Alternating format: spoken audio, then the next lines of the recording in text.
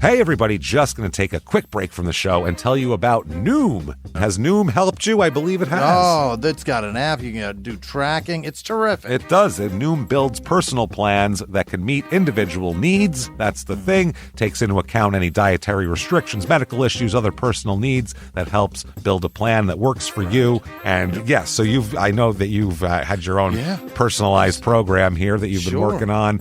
And it's weight loss This is weight loss results that last. They stick around because you get yourself into a lifestyle change. That's what matters. That's mainly it. You can't just say, I'm going to cut that out for a month and then go back to it. That's not what it is. So I'm glad it's helping you. That's great. And it really does. I like the psychology and biology-based approach here. Yeah. Noom Weight uses psychology. That's why they say losing weight starts with your brain, but it also takes into account your unique biological factors, Jimmy. All of your multitude flora and fauna that goes on inside of you there. Sure. Yeah. Stay focused on what's important to you with Noom's psychology and biology-based approach. Sign up for your trial today at Noom.com, Noom.com here, based on 3.5-year study of actively engaged Noom users with minimum starting BMI of 25. Individual results may vary. Visit our website for more information.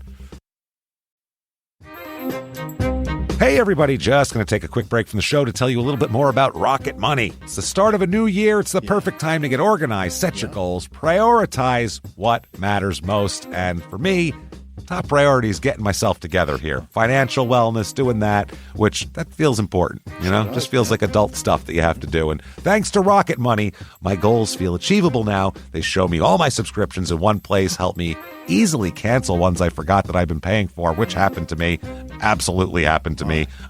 For years, I was paying for something. I was like, what is going on here? Rocket Money found it and saved me lots of money since then, because it's been a while. So they did a great job here. Rocket Money is a personal finance app that helps find and cancel your unwanted subscriptions, monitors your spending, and helps lower your bills so you can grow your savings. Rocket Money has over 5 million users and has saved a total of $500 million in canceled subscriptions, saving members up to $740 a year when using all the app's premium features.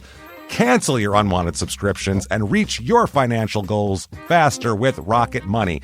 Go to rocketmoney.com/smalltownmurder today. That's rocketmoney.com/smalltownmurder. rocketmoney.com/smalltownmurder. Now back to the show. Welch's can't make everything make sense. Like why your mom still listens to the radio or what she meant when she sent that emoji. But a zero sugar drink that's still full of fruit flavor, we made that make sense. And strawberry, passion fruit, Concord grape, and more. You gotta sip it to get it. New Welch's Zero Sugar. Let's fruit stuff up.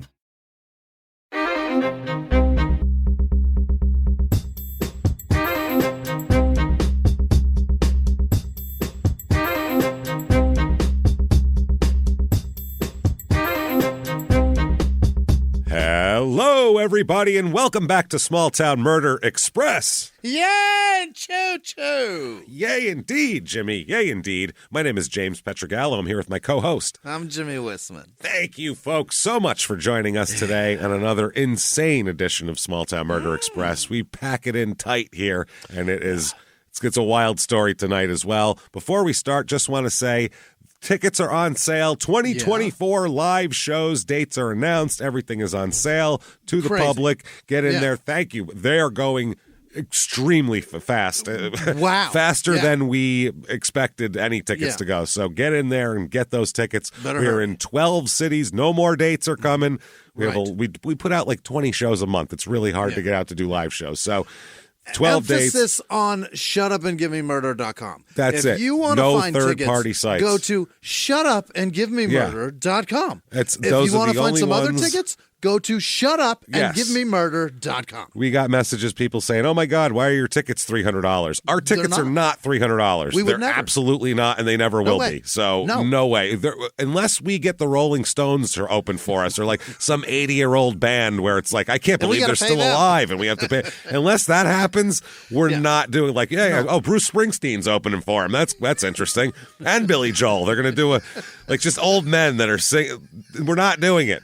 And Billie Idol will be sitting on the stage with us. Yeah, he doesn't get to perform. He just gets to, but he's watching, and people want to watch him watch. Yeah, so we're going to be in San Francisco, Sacramento, Phoenix, Austin, Kansas City, Oklahoma City. We are going to be in Nashville, Minneapolis, and Milwaukee, and Nashville, and Durham, and Tarrytown, right by New York City there, and Boston as well. 12 cities. Come see us. I don't know. We're excited about it. I can't wait to see you. I don't know if we said Oklahoma City, but there too. Kansas City. Yeah, all right, good deal. So shutupandgivememurder.com is where you get all of that. Patreon this week, patreon.com/crime and sports. $5 a month or above. You get the access to everything we ever put out bonus-wise. Hundreds of back episodes. New ones every other week. One crime and sports, one small town murder. This week, they're going to come out Christmas weekend, and we have families. We're going to try to, we take it easy a little bit on Christmas. We're still putting out all the shows, but Patreon, we're going to do one show this week, and it's a crazy one. We're going to do it on The Garden. Want to talk about a alleged cult that's like a weird, how about a mix of hippies who want to live on a commune mixed with survivalist militia people? Put them in the same group and see how it comes out. And we have The Garden, and it's an HBO thing, and you can watch that. That's patreon.com/crime and sports. And Jimmie will mispronounce your name doing the shout-outs at the end of the regular show. So that's a lot of fun. We'll do that. That said, I think it's time, because we got plenty of story here. Time to sit back. What do you say, everybody? Let's clear the lungs. Yeah. Arms to the sky, everyone, and let's all shout. Shut up and give me murder. Let's do this. What do you say, everybody? Let's go on a trip. We're going somewhere where we wish we could go for live shows this year, the state, because we always usually hit up Seattle in the Northwest, and we just couldn't make it work with the dates and everything. But we are going to Washington, but we're going to Eastern Washington, over by Spokane instead. We're going to Deer Park, Washington. Yeah? Deer Park, like the water, yes. What is there? It's in Eastern Washington, 35 minutes to Spokane, so it's a suburb of Spokane, 5 hours to Seattle. And even farther, 7 hours to Port Angeles, which is our last episode here, which was Titanic Insanity, which was a crazy, fun episode. Now, this is episode 450, by the way, which is, what the fuck? It's a milestone here. We'll do a bigger one when we get to 500. We'll go crazy, but this is 450, pretty good. Population of this town, small town, 4,366 people. Not a lot. Not a lot of people there, because Spokane's a decent-sized place. It is, median household income here, $53,910, so under the national average a good bit, because that's $69,000 now is the national average. Median home price here, though, $451,800. Bit on the pricey side. That is, my God, that's expensive to make $53,000 a year for the whole household and say, well, how do you do it? Let's look at this $400,000 house, shall we? History of this town. The name Deer Park. It's very complicated how it got its name. Railroad surveyors saw deer in the area. Is that right? Wow. They never saw that anywhere else in the country. They were surveying railroad. Everything would be called Deer Everything if that's how everyone named shit. Wyoming would be full of buffalo names. It'd just be possum this and raccoon that. Nothing would be, it'd all be named after forest animals. Look, there's a deer. Yeah. So it was settled in 1889 around here, and that's kind of when people started coming. The Standard Lumber Company sawmill was established here by William Short and George Crawford. I almost called him George. George Crawford over here. To provide lumber needed to rebuild the nearby city of Spokane Falls, which is later Spokane. Apparently, there was a great fire in 1889. Spokane burned down, and this place did it. Yeah, by 1900, 300 people lived here. Is that right? That's it. Not many. The Arcadia Apple Orchards Company was established in 1906, and so they had a bunch of apple trees and all that kind of shit. Awesome. So, yeah, they put that where they had cleared all the trees for logging. They planted apple trees there instead. So, reviews of this town, they range. Let me tell you something. 5 stars. Here we go. Boy. Deer Park is the perfect small town. Perfect. 5 stars. Perfect. Yeah. Enjoy the scenery in parks. Deer everywhere, I'm sure. Yeah. Lots of shops and wonderful, with a capital W for some reason, hometown restaurants. Great for families. Education is great. I don't know if they mean here or just a statement of It's just a great thing. They believe in education. Knowledge is key. I don't know. I don't know what they're trying to know. The more you know. 4 stars, typical small-town America. 10 minutes from the Spokane city limits, beautiful evergreen trees cover the landscapes with snow-covered mountain in view. Oh, boy. We are only a few miles from the Canadian border, and we have a lot of Canadian friends. All righty. So that's a positive. Make friends with Canadians is one of the pros for moving here. This is everybody. Their last sentence is fascinating. It's amazing. This one is completely fascinating. 3 stars. The fact that the thing that's fascinating is that it's 3 stars and not like -5 because hear me out. 3 stars. Terrible.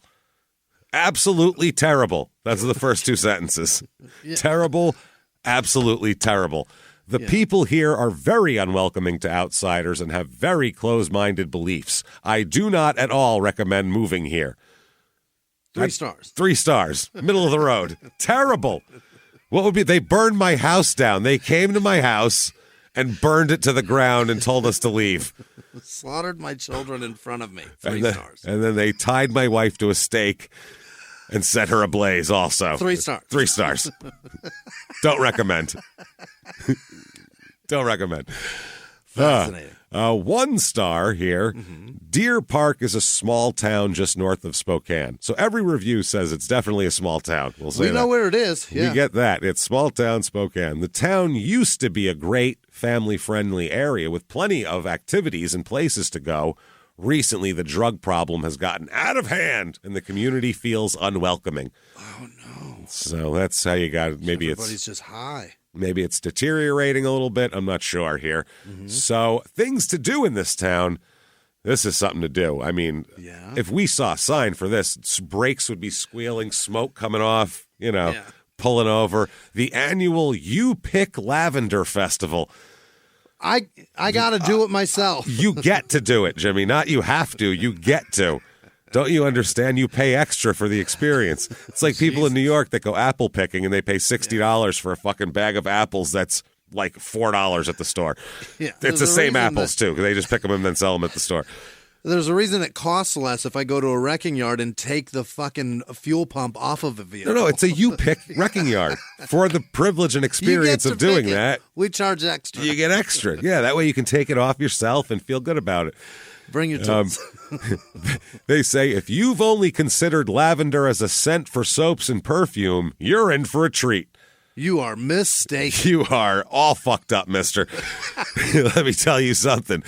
Part of the Lamiaceae family, which includes plants like mint, sage, and thyme, lavender was also often used medicinally in the past, as well as for pest control. I have heard that they use that in mixtures of pest control. Really? Yeah, weird, like organic solutions. Today, it's frequently distilled into essential oil and used in balms, soap, and perfumes. Wow. Approximately 21,000 lavender and 41 varieties and 1,000 lilacs live on our farm. Jesus. It's a lot of fucking lilacs.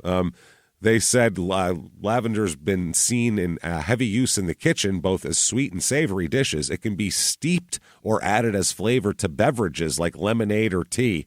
I don't want lavender lemonade. Or incorporated into dish itself. The buds can add floral sweetness in confections. Hey, man, this is good buds here. Now we're talking. You can overdose of termite. Yeah. While the stems are like a milder rosemary. You got to get them stems out of there, Chief. That's the problem. Yeah, seeds and stems, no good. Oh, man. I'll tell you what. If you pick a bundle and aren't sure where to start, you can't go wrong with lavender shortbread thumbprint cookies. What? Duh. Jesus Christ. What's a thumbprint cookie? Do I have to tell you about lavender thumbprint cookies? I don't think so.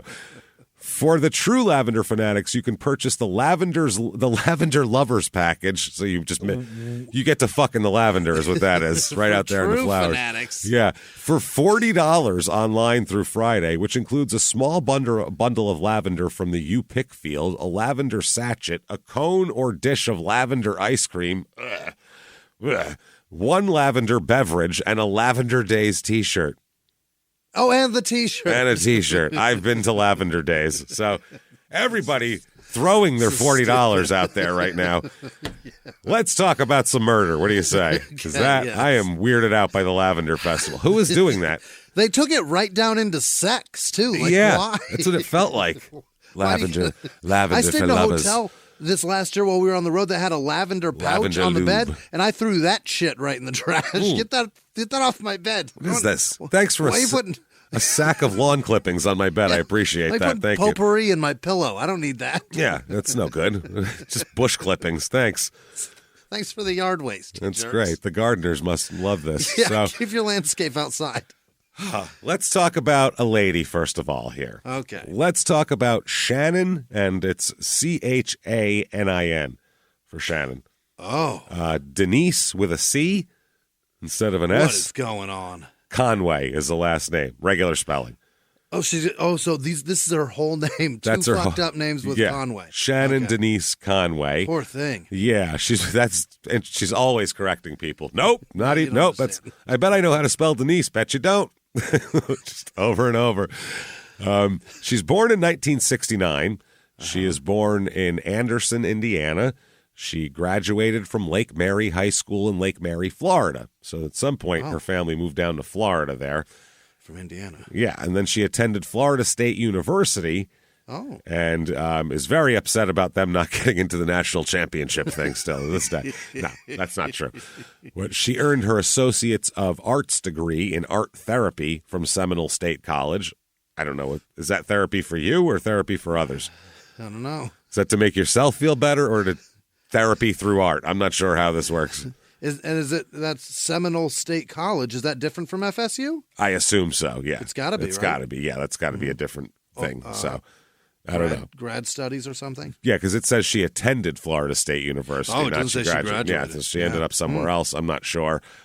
So she's a Mormon also. That says something. And if you look at, for some reason, I'm just going by sister wives here, none of their names are spelled like you'd expect them to be.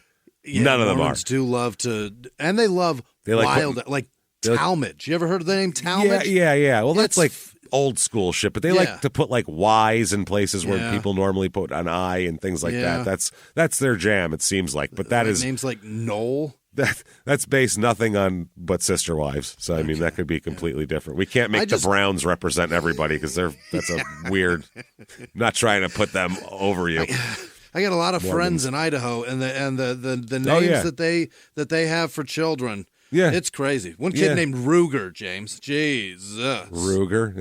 That's more of just redneck, though, isn't it? To name your kid after a gun.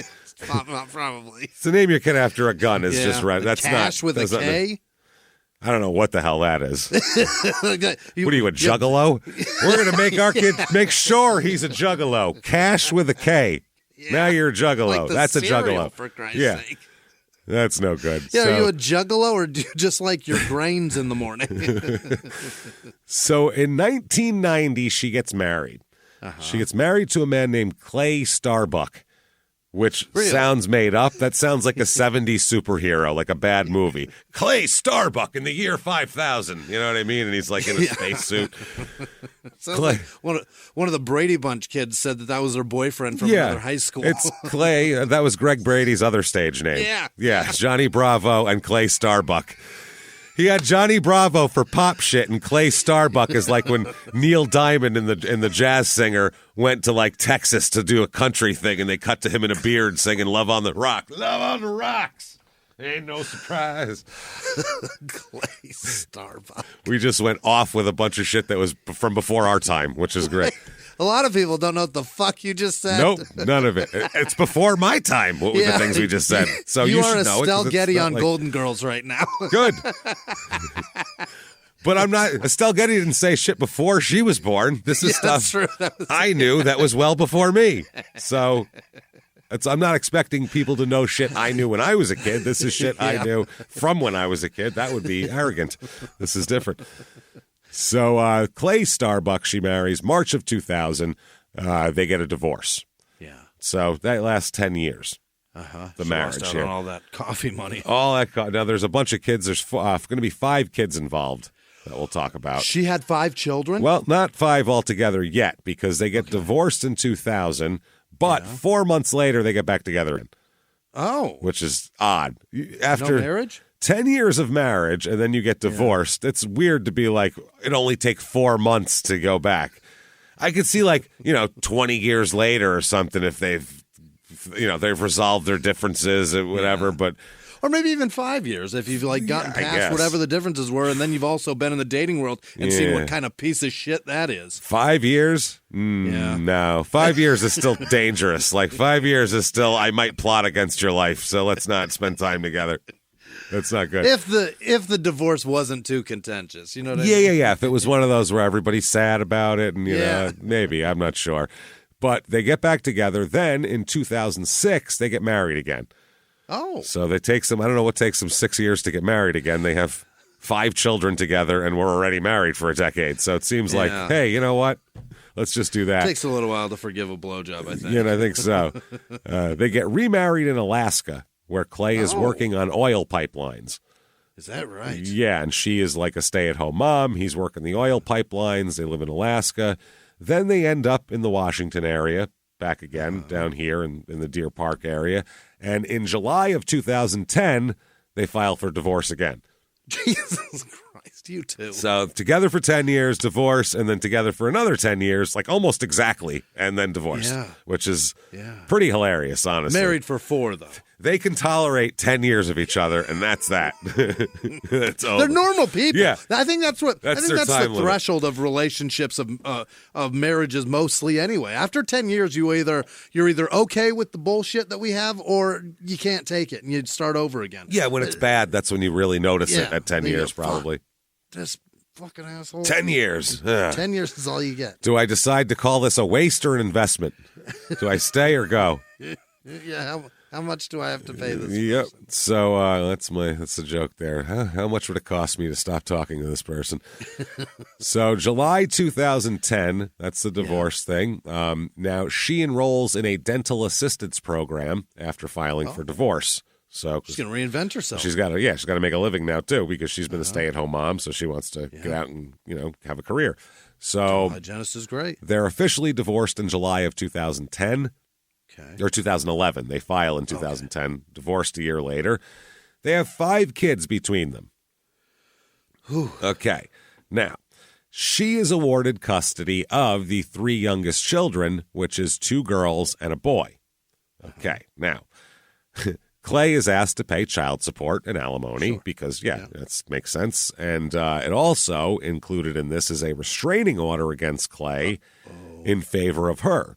He's prohibited from, quote, disturbing her peace or going on the grounds of her home or workplace.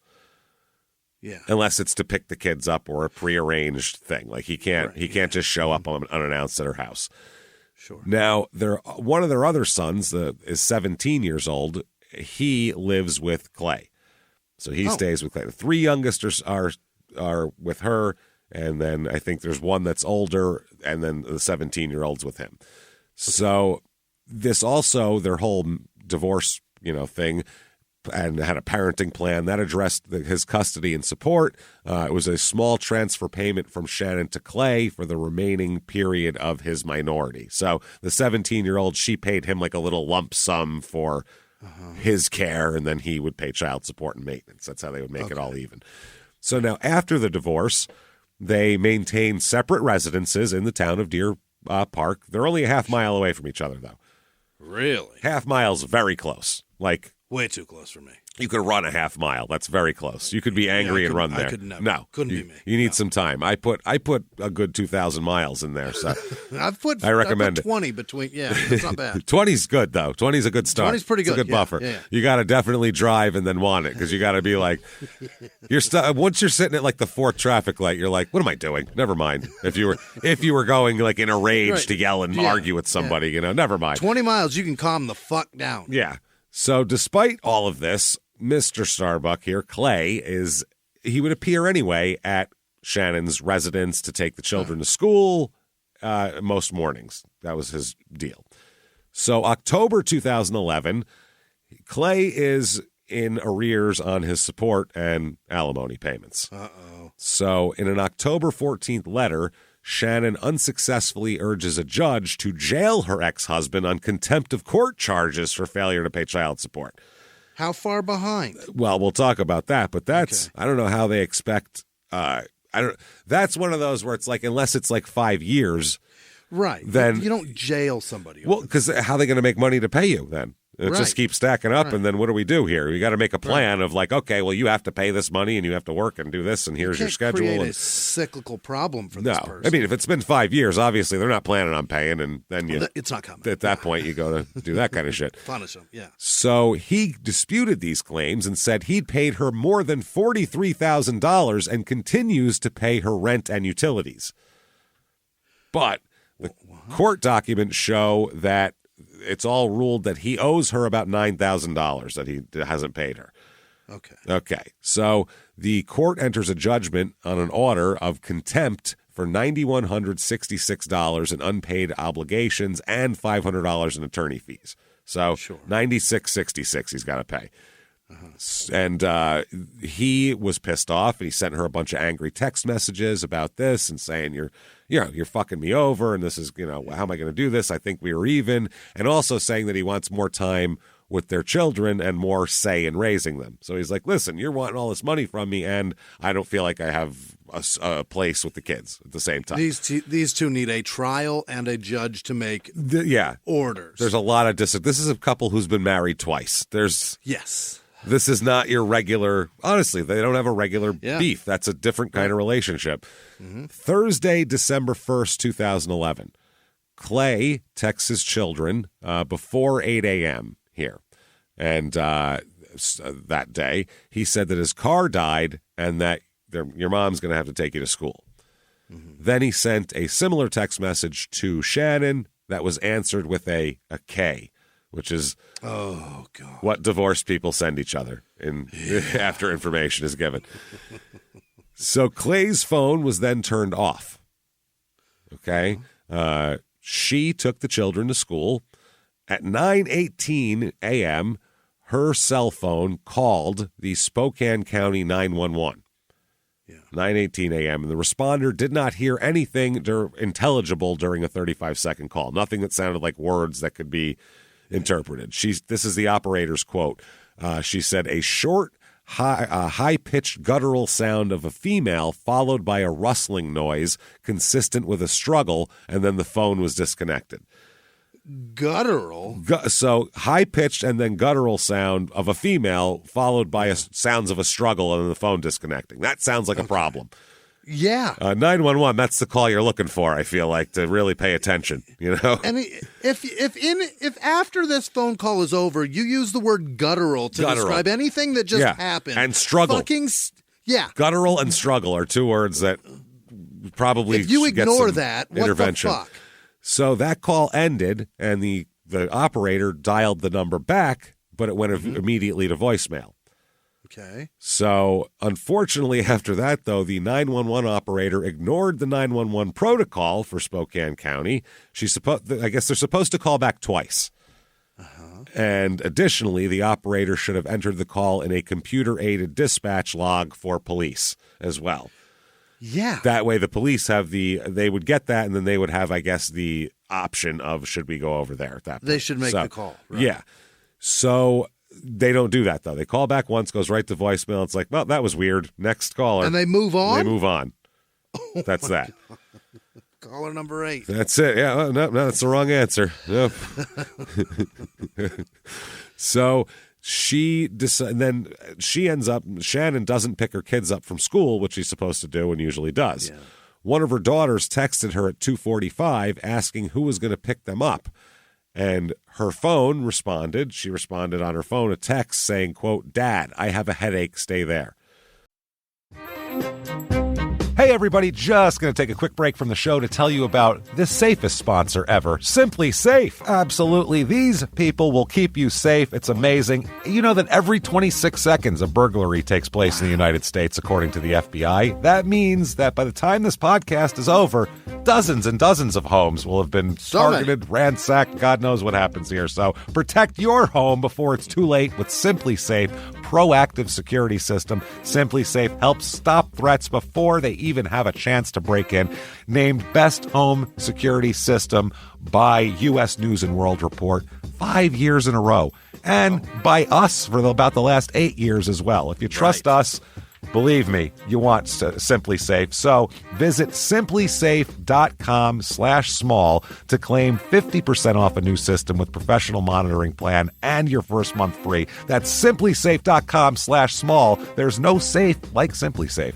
Now back to the show. This show, Small Town Murder, is brought to you by BetterHelp.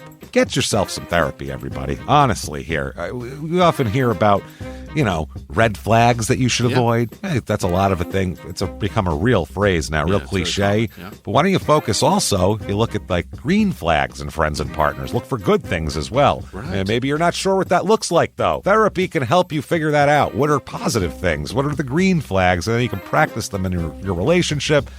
It's absolutely a fact. And so, honestly, we absolutely are huge advocates for this. It really, really helps. BetterHelp is fully online, making therapy affordable. It's convenient. They serve over 5 million people worldwide. You can access a diverse network of more than 30,000 credentialed therapists, wide ranges of specialties there. Here's the coolest part.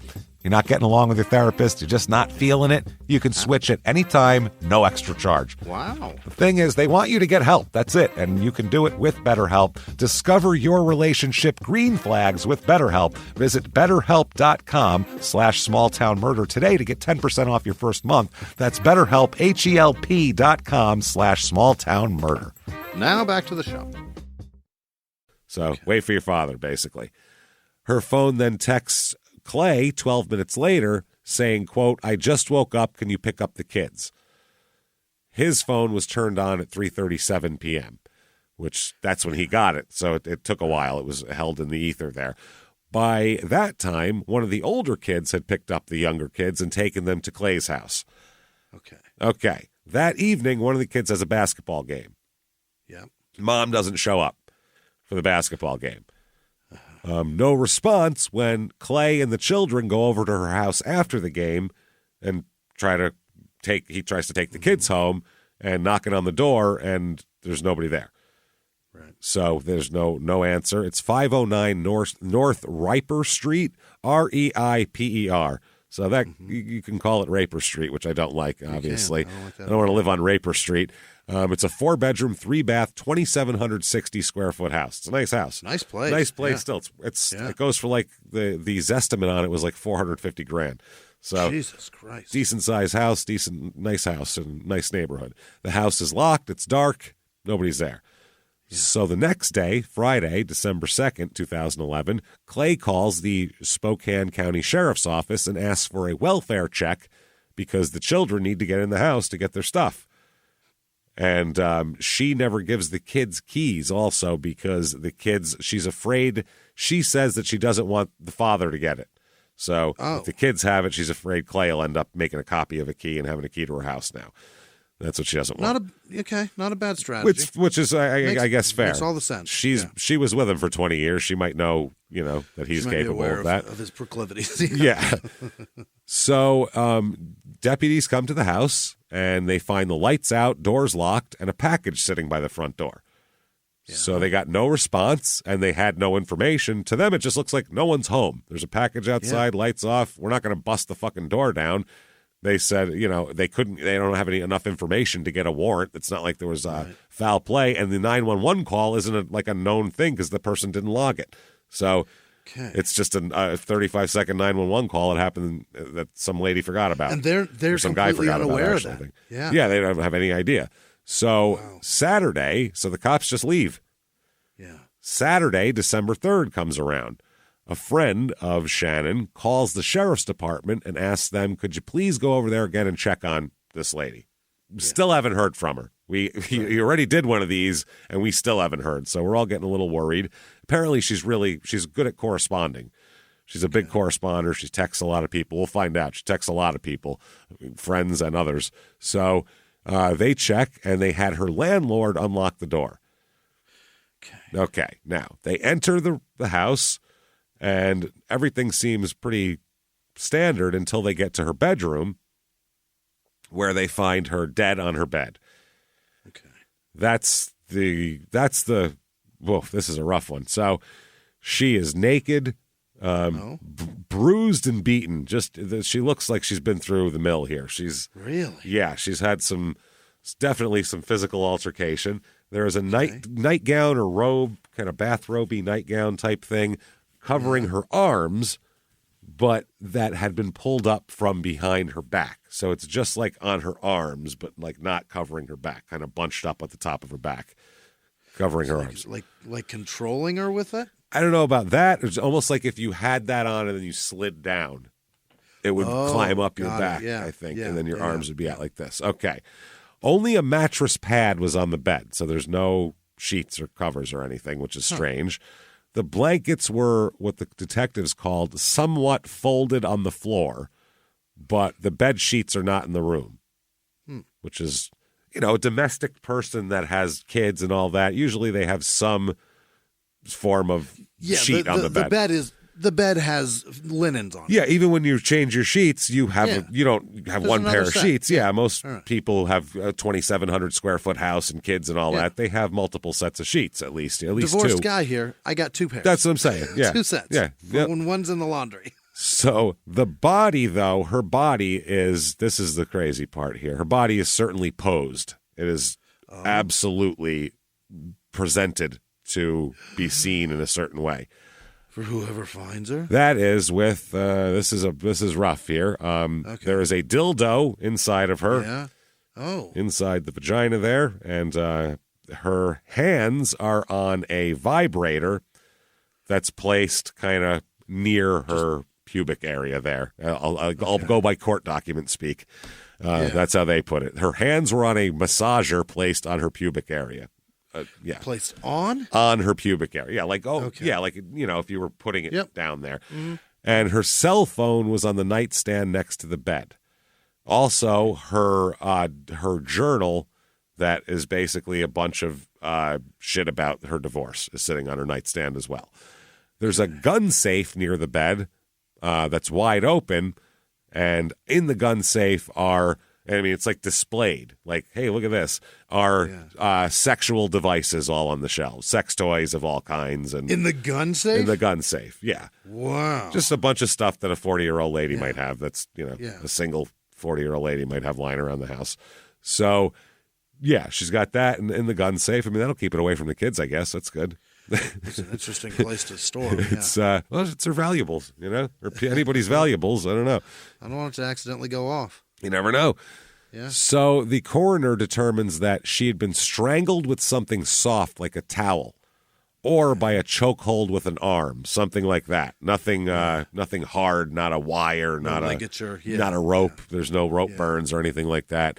She also had chest injuries consistent with the use of a stun gun. What? Yes, a stun gun, like someone stunned her and choked her. Yeah. Which is wild. The body exhibited... That's just like to subdue somebody, right? And originally, to get the initial fight out of them, I think. Things going, right. The body exhibits multiple bruises, including one on the brain, which suggested a blow to the head, obviously. 11 broken ribs. Wow. And a broken bone in the trachea area. So... choking. That's a solid choking. Yep. There was indication that her hands may have been bound during the ordeal as well.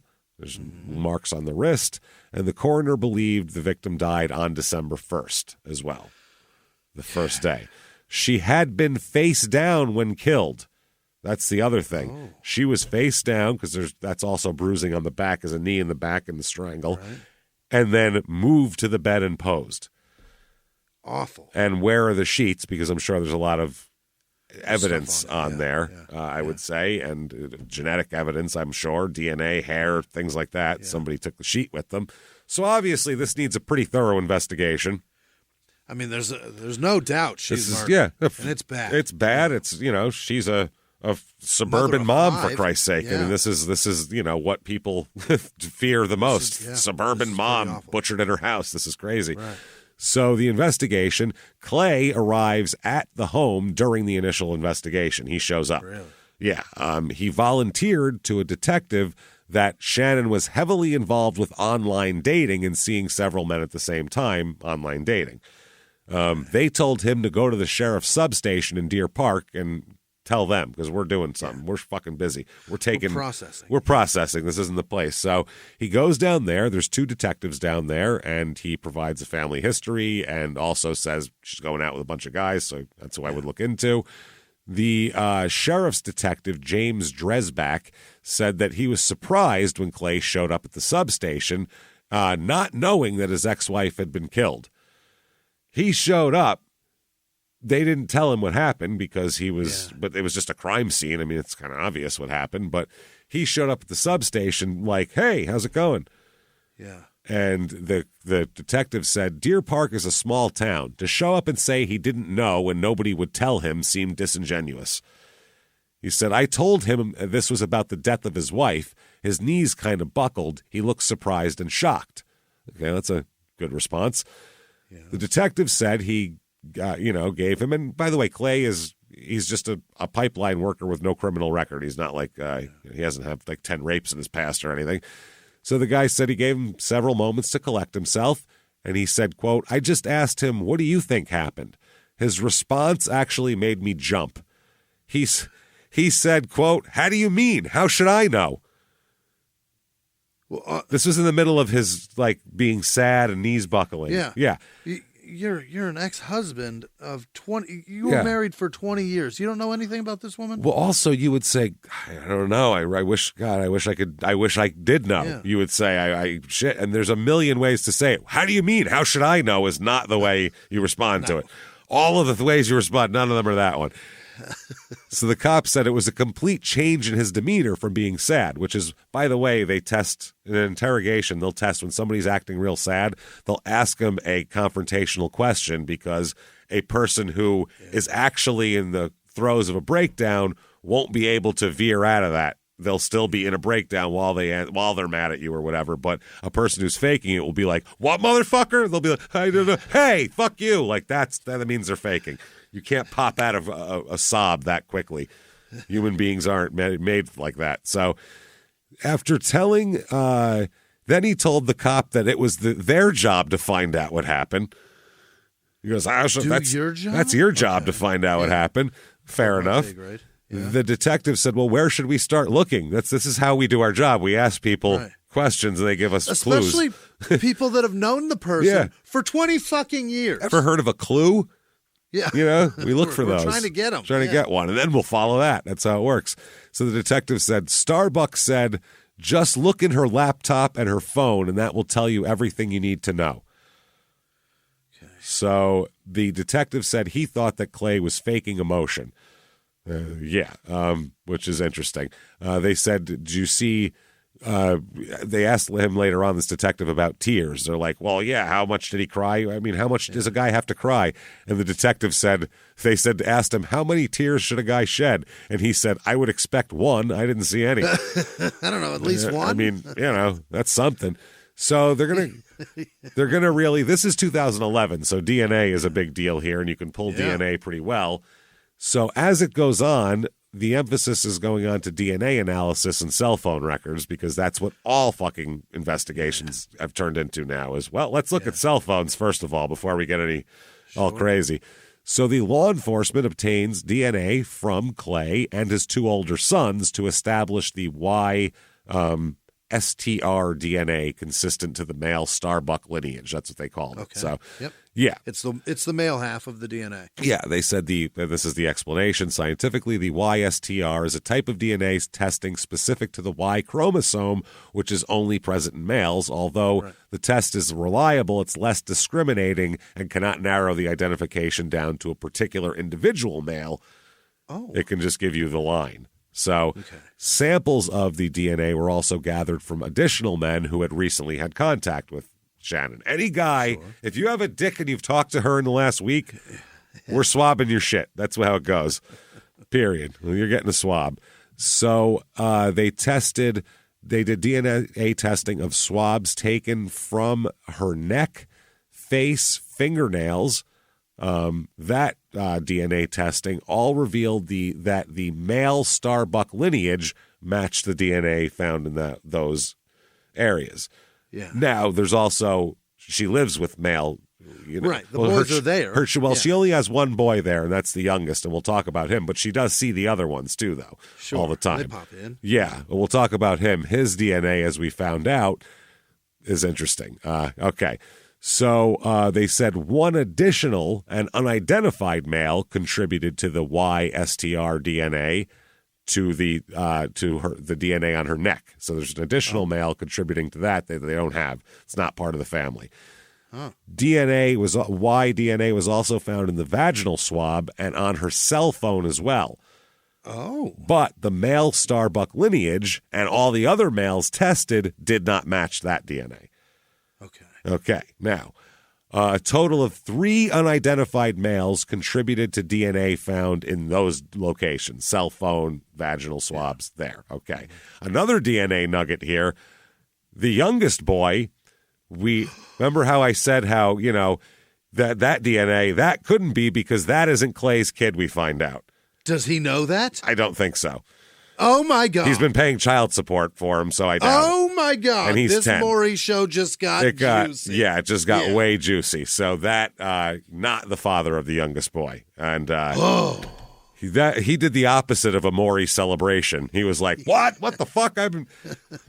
So they also look at her cell phone records. They got to find out who the fuck she's been talking to.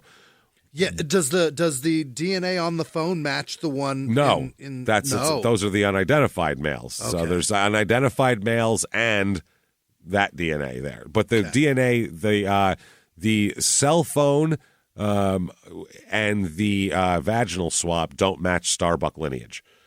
Okay. That's not family. Those are unidentified. Not the same thing either? No. So the text analysis here, Tom Walker is one of the guys she talks to, a man she had met 3 weeks earlier. On December 1st, they exchanged text messages between 8:20 a.m. and 8:47 a.m., and they were exchanged sexually explicit text messages. They were sexting. Yeah, they just met. And so they had a date for the following Monday, December 5th here. He said that on December 1st, he had left work at 9:40 a.m., which is a bad time for him to be leaving work at this. Yeah, it sure is. Bet he wishes he'd have stayed a little longer. But it was to attend a funeral in Spokane Valley, so he had an alibi, and he was seen by people in a suit at a funeral. And he left the funeral at 10:30 and went back to work in a timely manner. So not enough time to kill and pose somebody. He texted her about 10:50 a.m. to ask how her day was and to tell her he went to a funeral. She replied at 12:10 p.m., asking if he would like to meet her for lunch at 1. He responded that he could not because he had to be at work because he already left for the funeral. At 12:19, she texted back asking if he was on his way for lunch. He responded at 12:26 that he could not go again. So then she didn't respond anymore. Cell tower records established that he's nowhere near Deer Park when they're texting, by the way, the whole time. Spokane and all that shit. So another guy they get is John Wilson, and I'm using Wilson in quotes, not the guy from the HBO show. Not How To with John Wilson, which is a fucking hilarious show, by the way. But John, his actual name is John Kenline. He's got a different name. Huh. Yeah, but her cell phone shows calls and texts to and from John Wilson. He's a married Spokane teacher. John. Who met her on a dating website in September 2011 and began engaging in sexual relations with her. The married man looking to cheat here. God. Yeah. He testifies later on that he had plans to meet with Shannon on December 1st and had arrived at her house at 10:30 that day. So she was expecting a guest that day, him, to come hook up. When she didn't respond to his knocking, so she's not home then, even though she's responding to somebody else 2 hours later. Yeah. He then tried to call her a couple times from a payphone in Deer Park. This is 2011, and this man doesn't have a cell phone, by the way. Well, when you're cheating, James, you won't either. He knows not to leave a trail is what it is. Pretty decent game he's playing. Not bad. Also, if you want to be a murderer, that's a good thing to not have a cell phone. Yeah. He then went to Whitworth College and tried to instant message her from a college computer, but she didn't respond. Jesus Christ. It's crafty. Just get a phone, bro. That's what you do. You can go to Walmart and get yourself a burner. Yeah, get a burner. Jesus What the hell? Christ, Drug dealers can do it. You can do it. Trying to find a fucking payphone? Jesus, just after, where that, in 2011? Good luck. So just after noon, he began to receive texts from her cell phone on public computers at Whitworth here or at the Spokane County Library. She stated she'd been eating and asked if he had come by. He said that he had been to her house and asked if she's coming back soon. He's like, I want to fuck so bad. I was all planning on fucking today. You horny asshole. Calm down. My window's closing. The wife will be home. I don't want to fuck my wife, is what he keeps saying. Jesus. He then texted... Or opposite. Yeah. He then texted that he would see her around 10:30 that night. At 1:17 p.m., her cell phone texted back, no, tonight I have a headache and I will have Clay take the kids. So he texted closer to 9:30, which is the opposite. He is persistent as fuck. Yeah, that is insane. Wow. What about earlier? I have planned to do this. So then another text from her phone was sent at 1:32 p.m. saying, nope, another hour, which was 10:30, which she already said no to. So I'm very confused. Then the Ken line here, drove back to her house that night, but found the house dark and couldn't get her to come out and, respond to door knocking. My God. He is all over this. It's wild. Good Lord. So a lot of his shit is corroborated by receipts that help establish a timeline of the day for him of where he was and when and all this. And yeah. And he's divorced today. I'm sure he is. I'm sure he was divorced very quickly after this. In addition to the unidentified male DNA found in the vaginal wash, Mr. Kenline testified later to having sexual relations with her a half dozen times, including twice at her residence, but no trace of his DNA was ever found at the scene. He's like, thank fuck I have light DNA because... And I use rubber. Man, this is great. Yeah.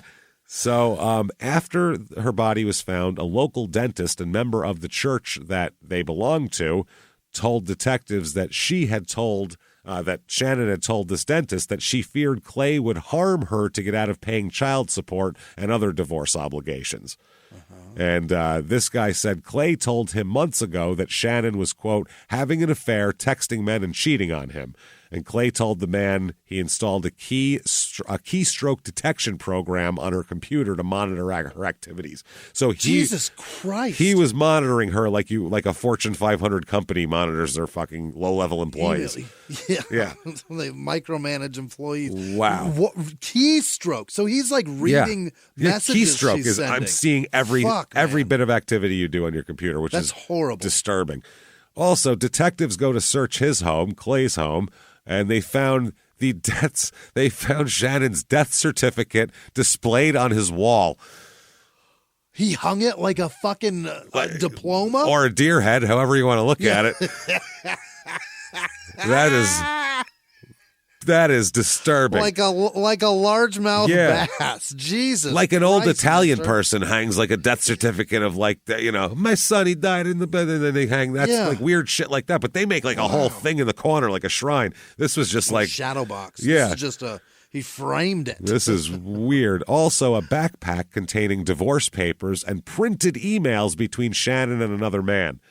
So he was all gearing up for court. Detectives also found a computer hard drive labeled Shannon's desktop comp and 12/21/11. Yes, and also Shannon's ID was hanging from a shelf in the closet, her photo ID, which is weird. So the theory the prosecutors have here, their thing is they think that he, over the course of the day, said his car was fucked up and they can't pick you up.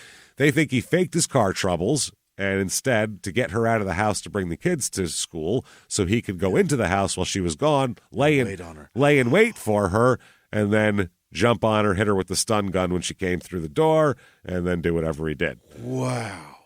He told detectives that he walked the same route 4 times that day, twice to and from his disabled car, but surveillance video along the way, all sorts of cameras, never picked him up walking anywhere on that route. They also think he used gloves to text message the other 2 men in order to suggest that she was still alive at that time, and maybe one of them would get blamed for it. So they think the motives are he's pissed off about that she lives in a nice house and he pays the fucking bills, and he has to pay all of his support and maintenance and everything is $4,700 a month. he has to pay. Ooh-wee. And he's behind. So he was only behind 2 months, but still. Not bad for a guy that has that steep of a... That is steep. They look at that and they go, $4,700 a month, you're under arrest. $4,700 equals hands behind your back, sir. Hey, everybody. Just going to take a quick break from the show to tell you a little bit about Sono Bello. You know, the most known secret with celebrities and influencers and all these famous people is so many of them have had lipo. They've had lipo, whether it's a little touch-up here or a total makeover. Yeah. Nobody has a perfect body. That's the thing. No. They may look like it on TV, but there's things that help that. Absolutely. Lipo now has changed, and Sono Bello's been at the forefront with using LAL technology and getting those beautiful and natural outcomes for each person. Looking real natural. Our friends at Sono Bello are offering their best deal. You're now included in their winter savings event, but appointments are limited, so please get on this. Sono Bello doctors are masters in micro laser fat removal, a brilliant technique that removes stubborn fat permanently wherever your problem areas are. Tummy, love handles, thighs, arms, it's gone in one comfortable visit. Eating healthy and workouts are great. Keep doing that, but if you want to lose that stubborn fat in one visit, check out Sono Bello. Save big during their winter savings event. Schedule your free consultation now at sonobello.com/smalltownmurder. That's sonobello.com/smalltownmurder. Now back to the show. Hey, everybody, just going to take a quick break from the show to tell you a little bit more about our stylish friends at Quince. That's right. Let's go elevate your styles, people. Yeah. Get it going. Look good out there. And you can do it now without breaking your wallet, without breaking the bank, because at Quince, you can get high-end, versatile pieces at prices we can all actually afford, which is very nice. You want to get good stuff that lasts and it's good, and they have quality stuff that's very affordable. And you can do like we did, upgrading our stuff here, well, still being a very reasonable price. Quince only works with factories that use safe, ethical, responsible manufacturing practices, along with premium fabrics and finishes. It's all quality stuff. You're going to love it. Trust us, it looks good. And I've got the leather jacket. It's a very high-quality item. Real nice, soft leather. Yeah. Jimmie's got his linen pants he's rocking. Yeah, they're terrific. Come on, be like us. Be fashionable. Get in there with Quince. Indulge in affordable luxury. Go to quince.com/smalltownmurder for free shipping on your order and 365-day returns. That's QUINCE.com/smalltownmurder to get free shipping and 365-day returns. Quince.com/smalltownmurder. Now back to the show. Hey, everybody, just going to take a quick break from the show to tell you a little bit about a very cool place, Thrive Market. Yes, we are both looking to get into the healthy swing this year. The problem is I don't know what's in everything, and I don't know if even I'm qualified to even read the labels to know if that's good or that's bad. Right. There's chemicals in things, and there's things floating around. I don't know what I'm doing out there. One of my favorite features, and I know you were talking to me about this, is the Healthy Swap Scanner in the Thrive Market app. Yeah, it's simple. You scan any item, and it'll instantly suggest a cleaner, healthier grocery alternative, which is it's great. Amazing. Yeah. That's great. Thrive Market also takes the guesswork out of finding these safe, healthy foods. For example, like I'm trying to get my protein intake up for energy. I'm always moving around. I need stuff, and I love that you can filter their site by the high protein options. Nice. It's very cool, and you can personalize this portion, and you can put filters on it, and get ready. You should be ready for a junk-free start to 2025. Get ready for it and head to thrivemarket.com/smalltownmurder and get 30% off your first order plus a free $60 gift. That's THRIVE market.com/smalltownmurder, thrivemarket.com/smalltownmurder. Now back to the show. I think they looked at each other. They go, how'd you feel about that? That pissed you off? I think that pissed me off. What do you think about that, Ted? Do you think that pissed you off? I think you're under arrest, sir. Would you murder her for it? I think I would. I might think about it, somebody said. No, but that's... Somebody search him. Yeah, I feel like this asshole might. Maybe I wouldn't, but he would. So they filed charges. They said a lot of people wanted this to happen a lot faster because this was February 9th, so a couple months later. But we can't arrest people on gut feelings. We needed something to get us probable cause.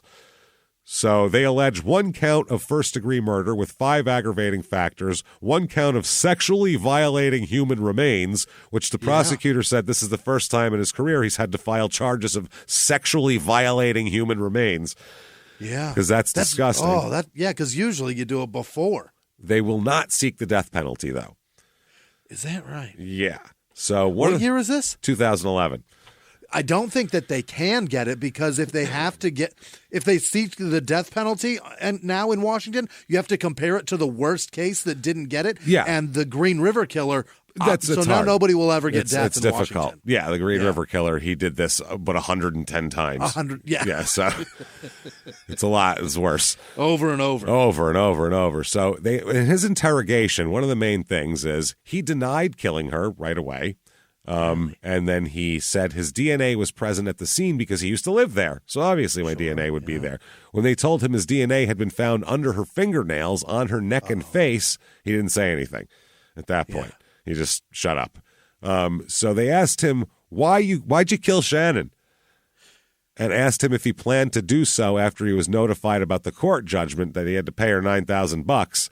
And they said that he, quote, nodded his head side to side as if saying no, but didn't speak. He just did like a, which is, again, not good interrogation. Nope. I didn't kill. That's if someone's saying that, you go, I didn't fucking kill this person. Are you kidding me? You out of your fucking mind? That's an innocent person. Yeah, a guilty person sits and wonders what they know. Yeah. I don't do that. I go, not me, motherfucker. Hell no. That shit was not me. I'll tell you everything I did. I won't kill her. Yeah. To the second. I'm happy to clear my name here. This is crazy. So the detective said he asked Clay, quote, if he was saying no, he didn't kill her, or no, he didn't plan to kill her ahead of time. And he said, quote, Clay did not respond to this question. He remained stoic and nonverbal throughout the remainder of the interview. That's not good. That is you can't do anything worse than that. I mean, apart from just screaming you did it. Yeah. It's so weird. That's apart from this week's small town murder regular case when they said that's how she was. I mean, that's the worst you could do. But this isn't any better, though. This is a terrible thing. So in pretrial here, the court hears a series of motions and the state wants to exclude him from using other suspects' evidence as the fact that she knew other men doesn't make them automatically suspects. Yeah. They're saying you have to have some evidence that they could possibly have done it. You can't bring up the Tom Walker because cell phone shit shows he was not around there, so he couldn't have done it. He has alibis.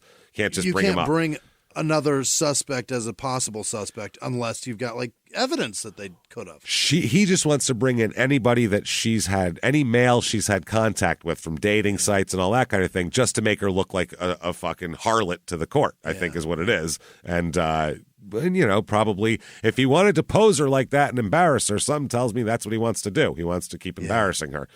Yeah. So anyway, there's all of that, and also evidence concerning the victim's sexual activities with men she was dating, because it's kind of irrelevant if there's no evidence that they were involved in this. So the court found that he was unable to sufficiently connect either Mr. Walker or Ken Line to the crime, so he couldn't bring them up at all as well. And her dating history was unduly prejudicial to the state while offering little or no actual value to anything. Yeah.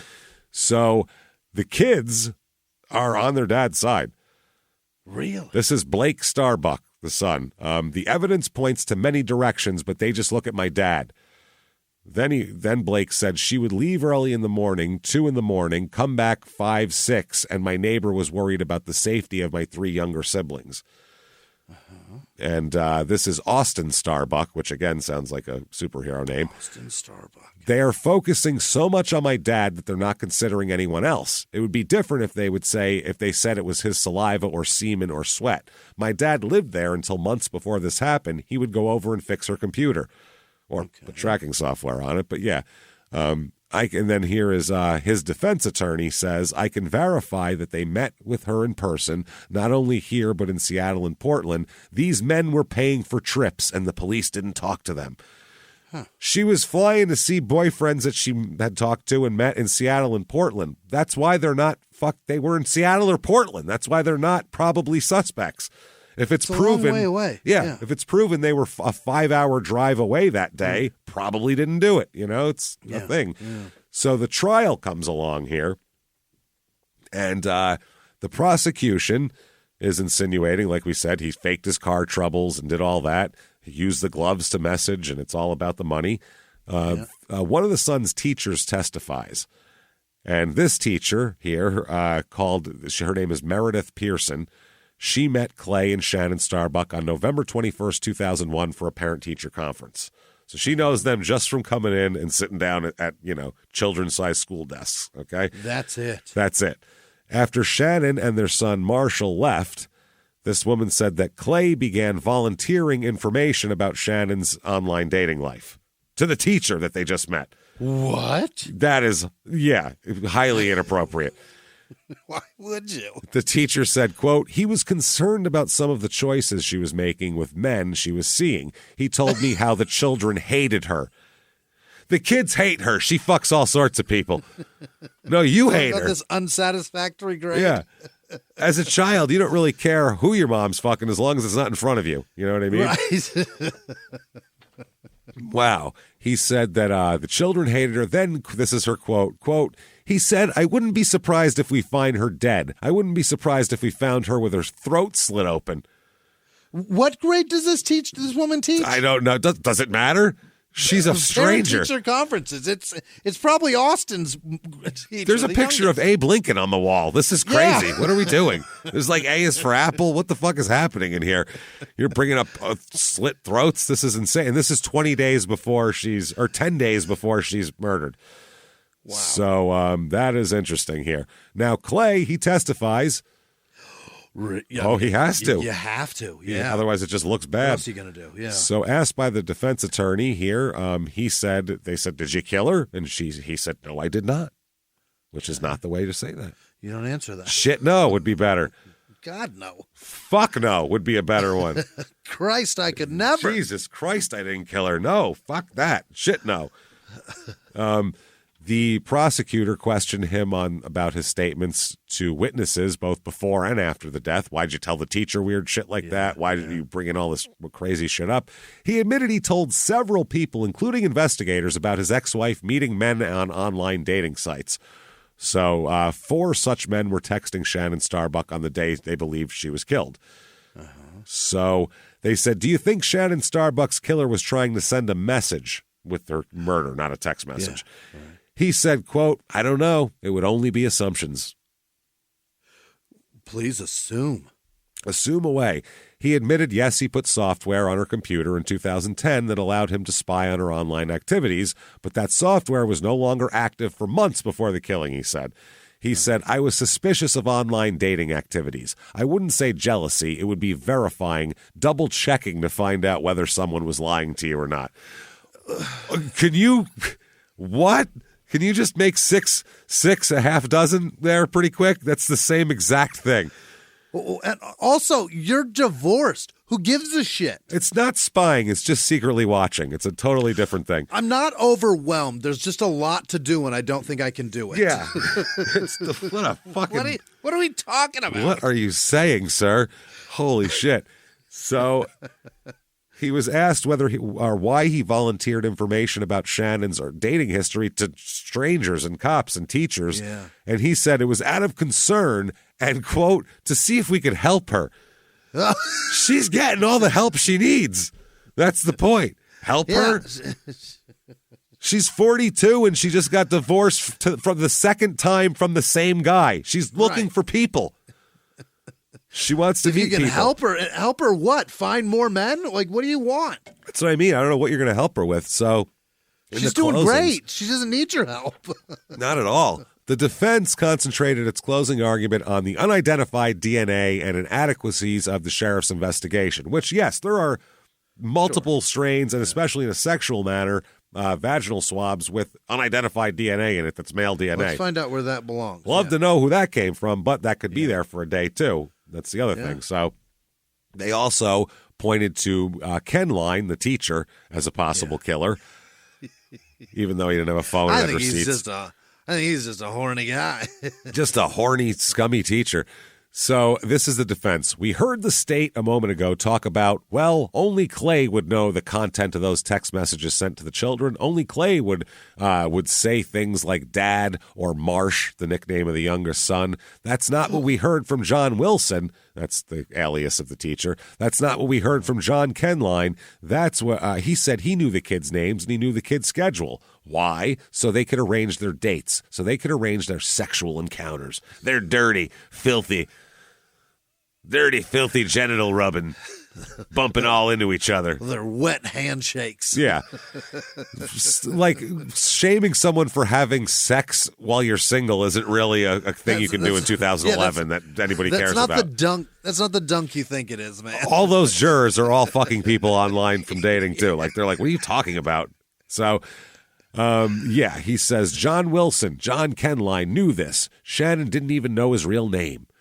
No, because he was fucking... because she doesn't want him to find him online. See me on Instagram with my wife and kids. The state asked you who else could have done this. Ladies and gentlemen, John Kenline was there 4 times that day. He didn't see anything. He was there at 10:30. Now, this is the time frame where the state believes Ms. Starbuck is still alive. So we're clear, ladies and gentlemen, you are the sole judges of credibility. And I leave Mr. Kenline's credibility in your hands. Interesting about Ms. Starbuck's cell phone is what I guess I'll call the gloves on versus gloves off theory. If we're talking about Ms. Starbuck's phone, which to 100% certainty does not contain Mr. Starbuck's DNA, but does have the DNA of another man, an unidentified man, now the state will say, well, obviously, Mr. Starbuck's DNA isn't on the phone. He's wearing gloves. They don't explain why the other male DNA is there. And that's also true, but unless it's like a big glob of semen, right. It could be she shook hands with somebody, then used her phone. Or she sat at a bar and had a drink with a man, and he handed her phone as she left. Or she bought a hamburger, and the guy handed her the bag, and there's DNA transfers a lot like that where it could rub. So especially when they're being that. Or she wiped her mouth, and either way, you doesn't never matter. know. Doesn't fucking matter. So the 2 eldest sons, though, they say the most painful part is the jurors are being allowed to hear only part of the whole sordid affair and fear their father's chance of a fair trial is in jeopardy. The eldest son, Austin, said, she was a great mom. She kept the house clean. She made top-quality quilts and sold them at craft shows for $1,000. She was a great cook, but she lived in a different life, her online dating life. He said... I'm sorry, Austin. Mom was trying to be happy. Yeah, I mean, adults got to do what they got to do. And then the other son, 19-year-old Blake, said, I'm not trying to bash my mom. I want the truth. Before we can even grieve our mom, we need a thorough investigation. Investigators can't say how this happened. They can't tell us the story because they don't have one. So the jury here, they find him guilty on the 2 crimes and found that 4 of the 5 aggravating factors were present as well. Uh-oh. And they didn't want, one of the jurors, this is juror number 7, later said, I didn't want Clay to be guilty because of those kids. I went into this trial with an open mind. I tried being objective. The majority of the jury thought he was guilty from the beginning of deliberations. Wow. Because he seemed very guilty. So the court imposes you, sir, may fuck off, mandatory sentence of life in prison without parole. You bet. No, nothing. He is prisoner 366799 at Airway Heights Correctional Center in Airway Heights, Washington. He will appeal, of course. Of course, yeah. And he does appeal. He appeals, raising 4 arguments. One is other suspects stuff. Yeah. He says, this is other suspects. The court erred in prohibiting him from presenting and arguing other suspects' evidence to the jury. And they said, well, it appears that the exclusion order was not strictly followed. They also conclude the trial court properly determined that a sufficient foundation was not presented to admit evidence. No fucking evidence of it. Closing argument, they say that the prosecutor committed prosecutorial misconduct in his closing argument by saying that the DNA matched his profile, suggesting there may have been an accomplice, implying Clay Starbuck was lying about her lifestyle and characterizing the 911 recording as a cry for help.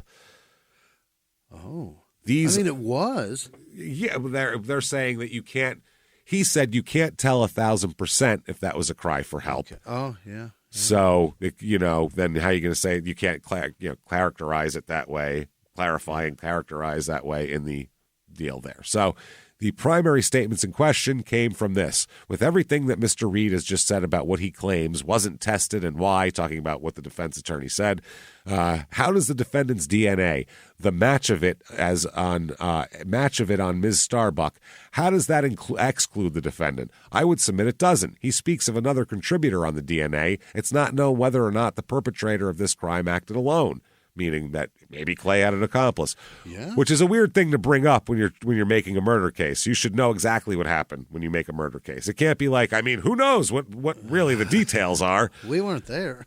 I mean, it's not known whether the perpetrator of this crime acted alone, but one thing is known: a match of the defendant's DNA is found on Ms. Starbuck. That does not exclude him. So he goes through all of this, and they say, get the fuck out of here, denied. Now, 2021. The judge does allow post-conviction DNA testing, which is fine. I'm all for evidence being tested. Yeah, so get the right guy. Get the right shit. I guess they'll allow new testing of DNA collected during the investigation into the killing here. Now, his attorney, through the Washington Innocence Project, motioned in April to follow DNA or allow DNA testing of swabs taken from the body and surrounding items that were not previously tested. The attorney argued that a limited DNA testing was conducted during the initial investigation and that male DNA was not Starbuck's found at the scene. And the attorney also argued and presented an expert statement saying that the DNA was not a definitive match for Starbuck, but rather Starbuck could not be excluded. So they're going to let him test it. So that makes sense here. Now, December 18th, 2021, their 25-year-old daughter, Logan, here, she disappears. The week before Christmas, December 2021, December 18th. They said it was freezing cold and she was seen wearing shorts getting onto a bus with no bag or backpack or anything. What? They called her an endangered and vulnerable adult. She's on the autism spectrum, and she's got some issues, like a lot of us do.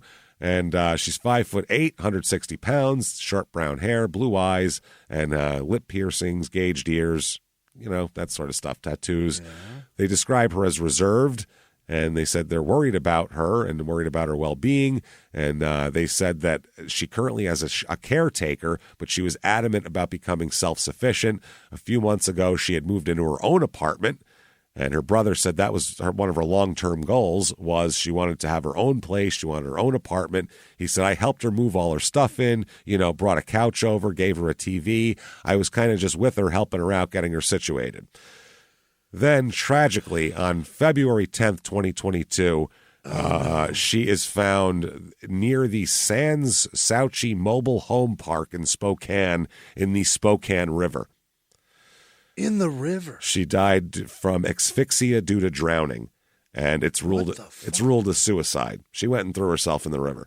Oh, this poor kid, poor girl. Jesus Christ! I mean, having your mom dead and your dad in prison can't really help matters any. I don't think, especially because when this happened, she's 25 in 2022. When this happened, she was fucking 14.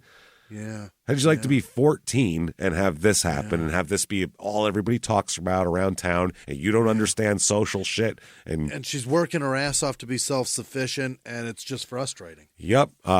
Clay is all about free Clay. He thinks he has been wrongly convicted. There's this website, and it is, I'm talking, he has an explanation for everything. It's Clay Explains It All, and you could read it. We'll do a bonus episode about it one of these days, but it is every explanation. Well, they didn't check this, and this one did that, and it's all of these, him going off after having 10 years to think about it.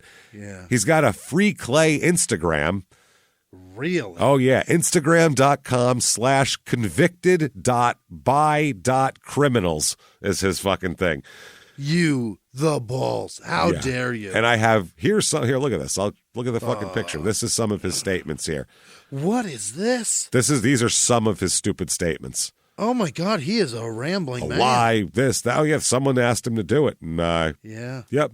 They said that she had a logbook of men. The detectives, during their No Rock Left Unturned investigation, failed to lift up the mattress and discover the logbook. He then he names all these different guys. See all these names? What the fuck, man? What What if you're one of them? Fuck you, dude. The only thing that's great is in all these guys, one of them's name is Slappy Matt, which I think is fucking amazing. Slappy Matt was involved in this. So that, everybody, is Deer Park, Washington. Look out for Slappy Matt. And that's a crazy story. And we'll keep you updated on that. Maybe we'll do a bonus episode on his case, quote unquote, what he says. So definitely come hang out with us. Keep doing that. If you want Patreon, extra episodes, patreon.com/crime and sports. You get a couple hundred bonus episodes, all sorts of stuff. This week, we're only doing one because it's Christmas week and we want to see our families. So we don't want to end up, divorced and everything else over. Well, again, my kids hate me. Yeah, have our kids hate us and everything else. Yeah. So we're going to do that. We're going to do The Garden. It's an HBO thing about this weird commune that has hippies and survivalist militia people together. Very strange. Check that out. Patreon.com/crime and sports. Shows are up for sale. Tickets available all over the place. Come see us. We're at 12 different cities, Jimmy. Yeah. And we'd love, by the way, to go to more, but we just can't with the schedule. And sometimes things don't work out. Sometimes they said, we have this day, and that's the only day you can come, and we're already booked on that day, so we can't get there. So places like Chicago, places like that, well, of course we love coming there. We'll be there as soon as we can. Where do you go to get those tickets, You can go to shutupandgivememurder.com and only shutupandgivememurder.com. Or the website of the venue. Our link will take you there at shutupandgivememurder.com. Right to that. Third-party sites, we cannot vouch for anything that they're legitimate. Also, they sell them. There's people selling the Terrytown show, ridiculous, a year from now, and they were $300 on some site. Insane. And people got mad at us, and we're like, we're not selling them we'd never sell tickets for $300. So don't buy from those third-party sites, because if you don't buy them, then they'll have to drop the prices of the few they bought. They didn't buy tons of them anyway. So you guys have been crushing it. Thank you so much. Get in there. San Francisco, Sacramento, Phoenix, Austin, Oklahoma City, Kansas City, Durham, Nashville, Terrytown, Boston, Milwaukee, Minneapolis. Let's do it. There you go, everybody. That's the tour. Get in there and do that. Keep hanging out with us. Listen to our other shows, Crime and Sports, and Your Stupid Opinions. Holy shit. Get some laughs. You can hang with us all the time and keep hanging with us. And until next week, everybody, it's been our pleasure. Bye.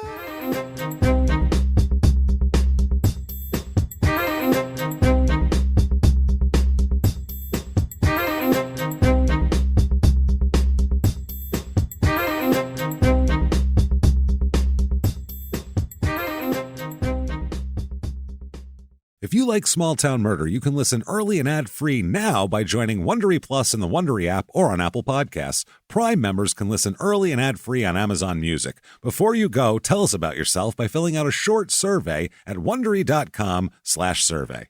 In the 1980s, a rosé swept the country. Hey, Mike, I really like this White Zinfandel. Well, good. Now put it down. I'm going to try another one. White Zin became America's top-selling wine. But most don't know that this sweet drink has a sour history.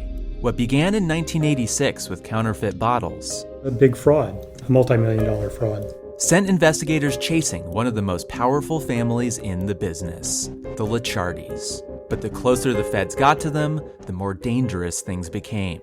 It's a story of deceit. At the time, I was paranoid. Threats. You touch my kids, I will kill you. And murder. With a .22 caliber bullet to the head.